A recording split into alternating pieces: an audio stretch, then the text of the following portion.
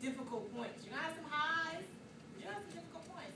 I can remember the day that my daughter's father decided that he was gonna pick her up from elementary school without telling me and just go get her, and take her back to his house, and not bring her to school the next day. And at this point, we're not in a relationship. Remember, I said that happened years before. And I now, instead of focusing on midterms and focusing on my life, I'm calling this man, and I'm calling the police, and I'm going back and forth with this. That was not what I needed at that point in my life, but his job was not to make my job easier, right? And so I had to always be in remembrance of why I was working so hard. It would have been so much easier for me to stop so many times than it was for me to actually keep going. And so goals and dreams are really important. Make sure that you know what it is that you're shooting for. And know that might change. You know, I started off as a social worker in college, and then I was a journalism major, and then my goals changed. But the underlying goals to make sure that I could take care of me and my daughter never changed. And so it's important to make sure that you have goals and dreams. Talked about having a support system, goals and dreams. My other little tidbit, piece of advice, something that I learned along the way, is to not be typical. Don't be the stereotype. Think about all the titles that we have. So I'm divorced, mom, black, woman, you know, of a certain age, you know, and all those things, all those titles come with stereotypes. And I'm very conscious and aware of those stereotypes, and some of them you're going to see from time to time, but I really do try not to be typical. And what that means is I want to try to do something different. I want to go see something different. I'm not going to just listen to the same music that everybody else listens to. I'm not going to decide that because I'm a professional and I'm coming to speak with you that I have to dress a certain way. I'm going to respect and honor me and respect and honor my family, but I'm going to do that with a little bit of Drea flair to it. It's important to me to not be typical. So, but part of that also comes from the knowing yourself. And so, I just want to encourage that. Don't feel like you can look at a video or look at reality TV or see what people are doing in your neighborhood and mirror that. Because those people will continue to be those people. So we have something bigger and better that we want to do. Another thing is believe in something greater than you. So, as I said, I grew up a Jehovah's Witness. I am no longer a Jehovah's Witness. And I'm not going to talk to you right now about religion. But what I will tell you is that there were plenty of times where if I only had me to trust in or believe in or lean on, I would have failed. That I had to have something that I thought that could carry me through when things got really, really bad. When things got crazy.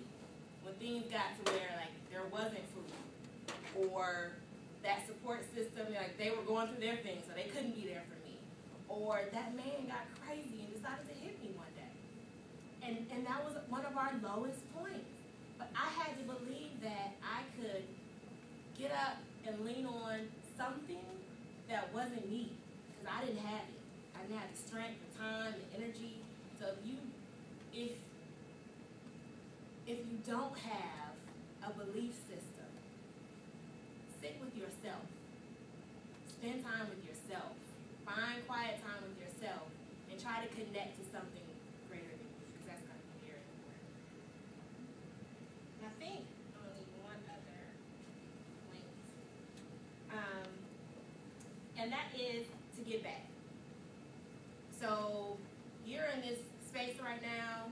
You're going to live this life experience, and so many other women and girls will live this life experience that you're living. And we all need each other.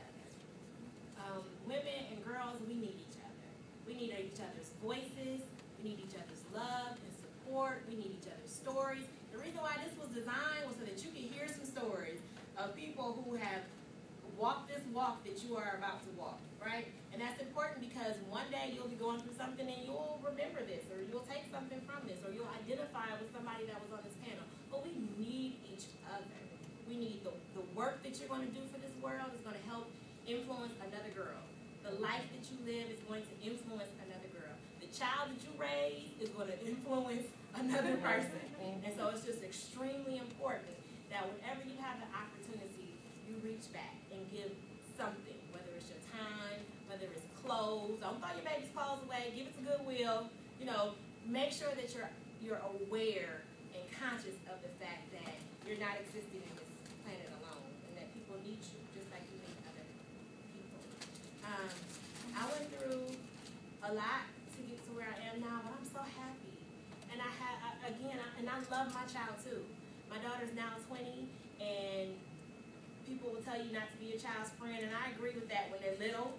But she's at a point now where we're friends. We're Facebook friends. We're Instagram friends.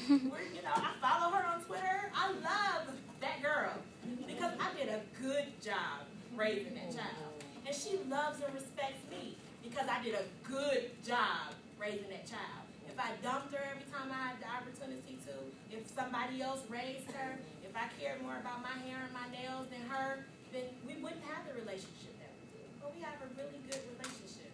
And I love her a lot. And I want you to have that experience for yours, for your children, that you will raise, that you will do a good job raising. So I echo the sentiments that Don Rock shared, and I am happy to take any questions or thoughts that you might want to share. Yes? Going back to when you said you told your family when you was, about 8 months. Yeah, about 8 months. Do you feel was it that you were scared to tell them because of the reaction, or you were scared to tell them because you thought you were going to hurt them? Both. Yeah, I was scared.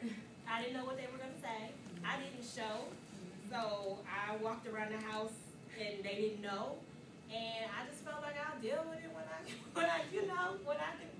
to deal with it. That wasn't the smartest thing. I didn't get proper care. Thankfully I had a healthy child, but if something had been wrong, I wouldn't have known until very late, in my pregnancy. So it wasn't a smart decision, but that was the decision that I made at 15. And do you feel, with you having her so young, do you feel her coming into your life actually matured you to become and mold you? Let me say this. I was an A.B. student, so academically, I came home and did my homework. I did those things. But I was involved in some not so great activities at 14, 15. I was drinking and smoking and doing all those things. And me being pregnant with her, definitely I put a stop to all that. And I know it doesn't stop everybody. People say that getting pregnant or having a child matures you. No, it doesn't. You decide that you're going to be mature. Because I knew a lot of folks that did not mature with the birth of their child, that kept running the streets and kept doing whatever it is that they wanted to do. And if they had to drag that baby, they dragged that baby. Or if they could dump that baby over on their mom, they dumped the baby on their mom. You make the choice to become mature. So